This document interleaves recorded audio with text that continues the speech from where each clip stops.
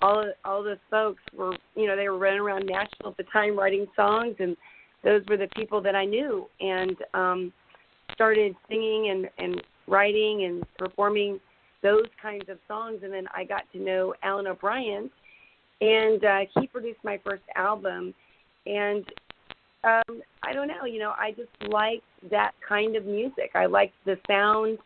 And I guess I tell people I kind of have a Forrest Gump career. It just kind of found me, and that's where I ended up at. And I loved it, and that's where I found my home. It looks like you found a great home in it in terms of being successful at it, because actually you're calling in today from Baltimore, even though your home in terms of where you live at is not Baltimore, but you're actually touring and traveling and things of that nature. I was wondering, are you pretty much just touring around the United States, or have you gotten around to the point of being like Joe and traveling around the world with this bluegrass sound? Well, I've done a little bit of everything. I've done it for 20 years, so I went overseas a lot. And then, this year I've been in the United States more than anything. Next year I'll be I do a little bit of everything, I guess. Just everything. Well, she's one of our greatest singers and songwriters. I can tell you that. Hey, Valerie. Hi, Joe. How are you doing? I'm doing well.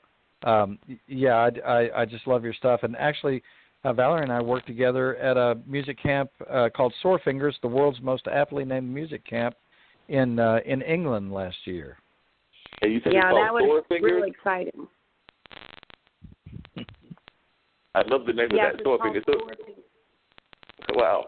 Joe, I wanted to hear your thoughts about what I talked about when Val first came on the line and everything, and what I just was curious as to what you thought about this new blending of music, because as I alluded to before, it does seem like we're starting to get more of a blending of styles. And I remember there's a famous quote, I think it's by a jazz artist, that somebody was trying to get him to define jazz, and he basically would say that he couldn't define it because he just knew it when he heard it. But it does seem like a lot of people are, if they want to be pigeonholed into a category, they also are willing to look into blending it with other kinds of music, whether that's hip-hop, whether that's R&B, whether that's rock, whether that's whatever. And I was wondering, do you find that to be the case with just music in general now, that we're starting to find people that are exploring more of the connections between the music, not necessarily wanting to be pigeonholed into a category? I am. I mean, when I first came on the scene, I was considered a rebel. I mean,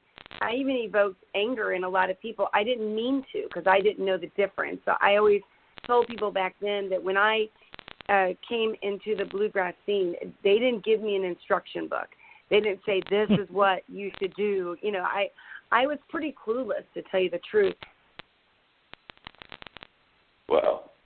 And Joe, what are your thoughts on that?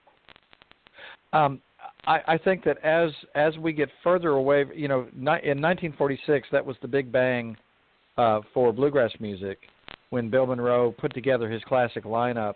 I think as we go away from 1946, and the further we get away from it, people are going to take their own experiences and into the music. Now, there are folks who, like the Earls of Leicester, with Jerry Douglas and his band, who do the classic Flatt and Scruggs songs. They're holding right and fast to what that traditional bluegrass sounds like. But as younger people get involved in the music, they'll bring their own influences. And it's my kids were sort of instrumental in sort of cluing me on stuff. It's hard to beat the notion of lose yourself in the music. The moment you own it, you better never let it go. That's good advice for any musician. Wow, yeah, that's definitely great advice for, like you said, no matter what the kind of music is, whether you're a bluegrass performer or whether you're a jazz performer, or no matter what the style is, probably just good advice for life in general. Now, Joe, I've also known you to be somewhat of a person that is very passionate about the role of just arts in general to society. So I was wondering if we had Michelle Gonzalez on last week, and she was just talking about arts, and both in terms of art activism, but also in terms of like art as a powerful tool for change in society. So I was just wondering what some of your thoughts were in terms of art as an advocacy tool. Oh, absolutely. You know, Valerie and I were just at the World of Bluegrass all last week, and when you saw all those crowds in the street, I remarked to somebody, if you ever doubted the power of arts and culture to make people show up someplace, it was amazing to see all the people that were there. And it's good for our economy. It's good for our kids. One of the stages that they were doing during the street fair was the Junior Appalachian Musicians stage, where kids were there showcasing the music that they've learned. You know, I've got kids that show up at my shows that want to talk to me about music. Valerie, I'm sure you do the same and have the same kids wanting to talk about what it's like being on the road, what it's like having a family, and doing this, you know, and trying to keep everything together and going. Well, yeah, kids are, you know, that's the wonderful thing about, you know, music, and especially bluegrass and folk music. I think people see, you know, people like Joe and folks up there playing guitars and banjos and basses, the acoustic instruments, and they see it as something as accessible and that, you know, it's an instrument that perhaps they could pick up and play and do and be. And it's really fun to share that with them, and it's fun to see all of these young people out and about and playing. And I saw some incredible talent at IDMA, just incredible. And I saw all sorts of styles being fused, you know, together. And it's so different than when I started, you know, in 1997. It's just changed so much, and it's for the better. I really like it. I like all the diversity. I just welcome it. It's so much fun to see how much it's grown, and everybody feels like they can, you know, be a part of it. So, well, you know, and go ahead, Joe. Hello. I was just going to piggyback on that it's changed a lot in just from when she started and when I started, but the thing that remains the same is that for in any generation, with arts and culture, all kids sing, all kids dance, all kids draw.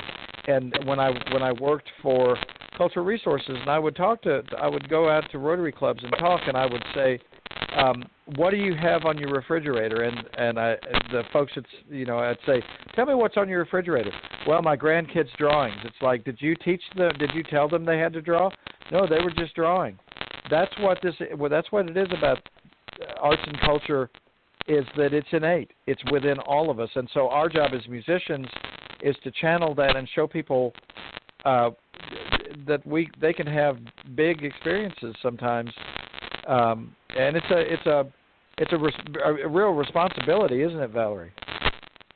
Yeah, it is it's a really big responsibility, and you know, it's something that I think that it's a big deal that you have to stay positive, and I think that the organization IDMA has done a really good job with upholding that responsibility and keeping it fresh and welcoming lots of new people, but also keeping, you know, not just young people involved, but keeping a lot of the older people and helping them reinvent themselves as well, which is a lot of fun. Yeah, I was sitting next to a guy, and they were talking about kids, and they were saying, "Ladies and gentlemen, you know, our future. It's our future." And this guy was older than me. He looked over at me and he goes, "Well, I'm the future too." Well, and you know that there's a lot of truth to that. You know. Yeah. I think in music, especially bluegrass music and folk music, I think that because it is the people's music, I think that that's the type of genre that it doesn't matter how old you are, you can just keep learning and keep reinventing yourself and keep making the music and keep writing the songs and all sorts of, you know, good stuff like that. Now, Joe, as part of somebody who was involved in cultural resources, which of course is a government type job that you also had in everything, how do you, what are some of your views when you're hearing some of the political nature of some of what people are doing to the arts? Because now you're having people that are trying to politicize the arts and trying to find ways to actually cut the funding and do things of that nature, which is like you just alluded to. The arts is so vital to our society. So I was wondering some of your views on some of these folks that are trying to target the arts and take, say, the arts out of public schools. Which, of course, need to be fairly simplest, but I just wanted some of your opinions. I think that one of the things about the arts and artists and arts organizations is that they know how to work lean, and they know how to work through tough times, and things are always cyclical. And so I think that we're going to have success, continue to have successes. I think that there are challenges, but we've had some successes even in the last few years in making sure that the arts are known to be things that are good for our kids, are good for our communities, and so I think there are challenges, but we can face them. How is that for the? How was that? That was very good. Correct. That's the thing. That's the thing, is it's true, and it makes it easy to say, because even in times of great stress, Leonard Bernstein said, now is the time. After Kennedy was killed, Leonard Bernstein said, now we must make our art even more passionately. We must show love and do the things that we need to do even stronger. And so that's what we'll do. I agree with you. And one of the things, I know that I've always considered you to be definitely one of the cultural treasures, and not that long ago, and I was just wondering if you could comment on those other cultural treasures that we lost not that long ago, and that being Baba Chuck Davis. Because I know that there's somebody in cultural resources who definitely knew Baba Chuck, so I was just wondering some of your thoughts of what kind of legacy he left. So we talked about him on the show, and of course he's a friend of mine, and he's actually a friend of one of our mayoral candidates. So I just wondered what some of your thoughts were. I knew Baba Chuck for about 35 years. One of the first things that I ever did when I moved to North Carolina is go to the Festival for the Eno, and I was on a clogging group, and Chuck, Valerie Chuck, was about 6'7", a beautiful dancer, started the African American Dance Ensemble in Durham, and so he called. He would call everybody, and they would sing "Ranga Lafayette Ashe." And he had more charisma than anybody on stage I think I've ever seen. And he would say "Ago," and the crowd would go "Ave," and he would get everybody on the same page. And so one of my best memories with Baba Chuck is having the Cane Creek Cloggers doing African dance out in the meadow of the Festival for the Eno with all of Chuck's company of the African American Dance Ensemble. He believed in peace, love, and respect for everybody, and that was his motto, and that's how he lived his life. And if you have to have a motto to live by, that's about the best one you can find. I miss him all the time.